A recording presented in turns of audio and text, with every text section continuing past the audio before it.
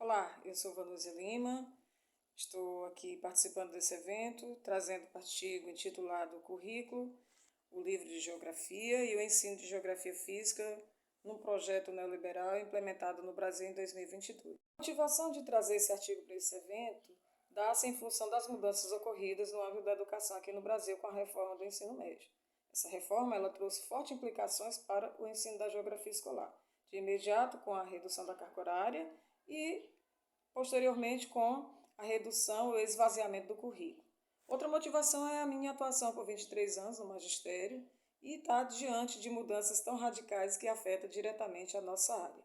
Nós sabemos que as reformas são necessárias, mas que sejam reformas progressivas e jamais reformas regressivas. Do contrário, não seria uma reforma e sim uma contra-reforma. Levantamos alguns questionamentos em torno da questão levantada. O PNLD de 2021 se coaduna com as mesmas bases estruturantes da contra-reforma do ensino médio? Segundo, a BNCC sustenta a reforma por meio do livro didático? E terceiro, qual é mesmo o papel do professor numa hora dessas?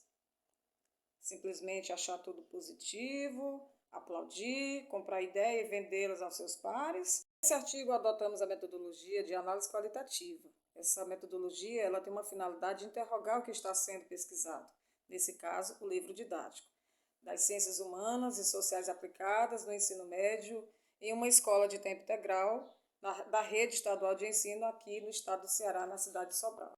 O livro que utilizamos para investigar nessa pesquisa foi o livro de Ciências Humanas, da FTD, um livro produzido por uma equipe de professores gabaritados no país, uma equipe de História e Geografia. A gente vê claramente que é uma equipe que se esforça para se manter na oferta, né, na produção literária e atendendo às necessidades do PNLD 2021 e traz aí uma proposta para a gente dialogar um pouco sobre ela. Esse artigo ele traz um referencial teórico uma breve reflexão sobre o papel do neoliberalismo com ênfase na reforma do ensino médio no Brasil e como nas demais reformas. A gente trouxe aí Dardot e Laval, onde eles trazem o neoliberalismo, nos convida a uma análise da metamorfose que o capitalismo passa e uma estratégia criada para sobreviver, ele se reinventa nesse momento de reformas aqui no Brasil e, por que não dizer, por toda a América Latina.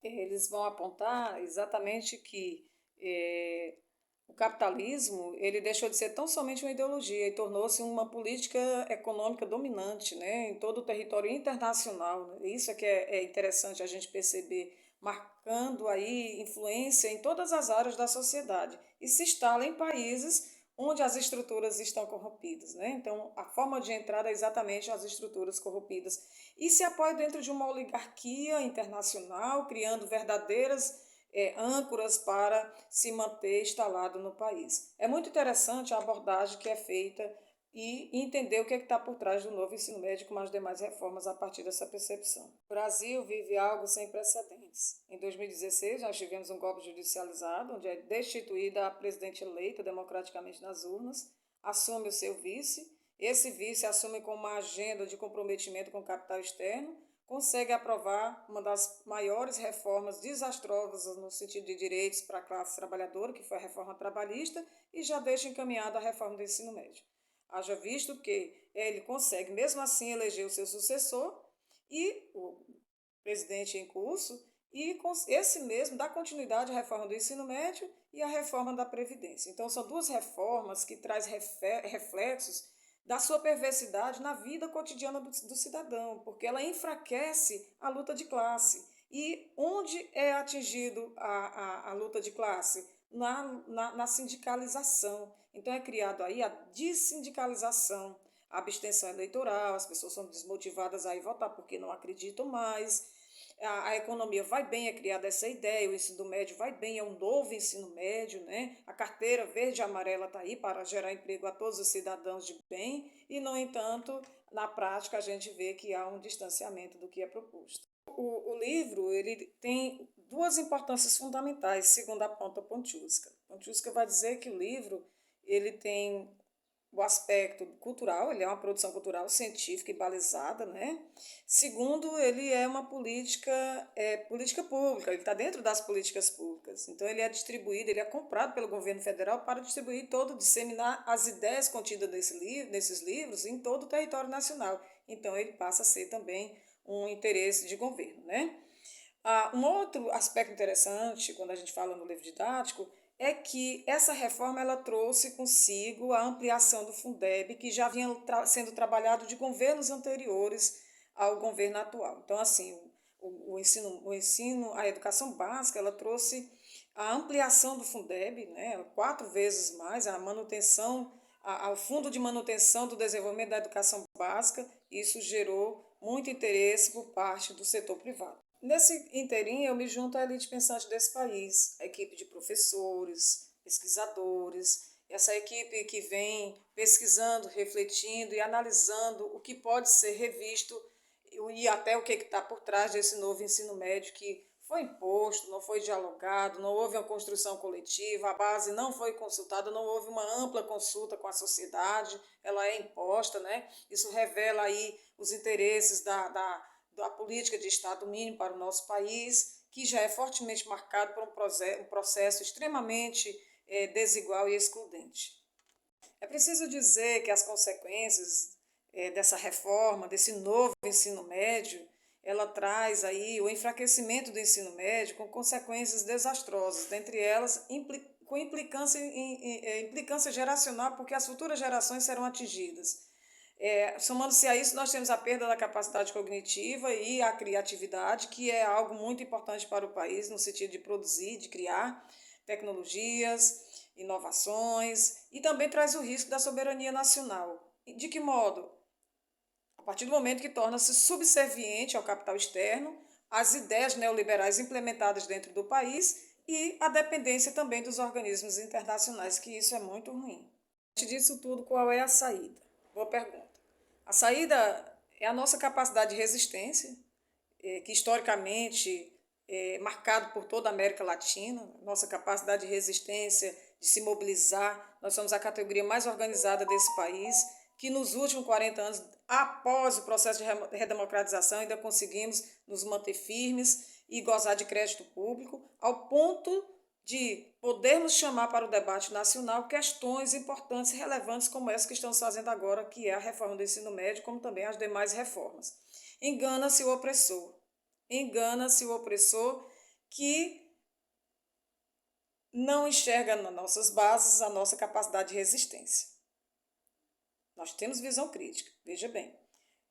É muito importante agora, nesse momento, a gente consultar o papel da educação durante o governo militar. O que a educação fez para se manter criativa, para assumir o caráter de resistência no período da ditadura militar. É muito importante a gente revisitar o passado para ganhar fôlego no processo de resistência que estamos travando nesse momento. O que está acontecendo no Brasil é algo muito grave. O curioso é que muitas pessoas acreditam que algo mudou e que mudou para melhor. Isso é muito ruim. Não foi por acaso que não houve uma ampla consulta pública, um amplo debate com a sociedade. Não foi por acaso. Foi pensado para que algumas coisas corressem livremente, sem que a sociedade fosse consultada.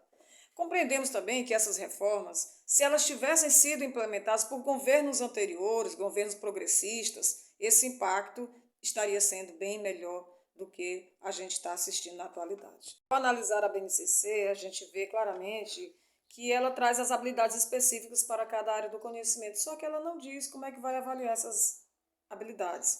Ela também traz aí, ela resgata lá da LDB, dos PCNs, a interdisciplinaridade, algo positivo, muito bacana, mas ela não diz como é que esse diálogo vai ser estabelecido, ela não aponta os caminhos, né? É algo que eu acredito que futuramente, né, sejam trabalhados.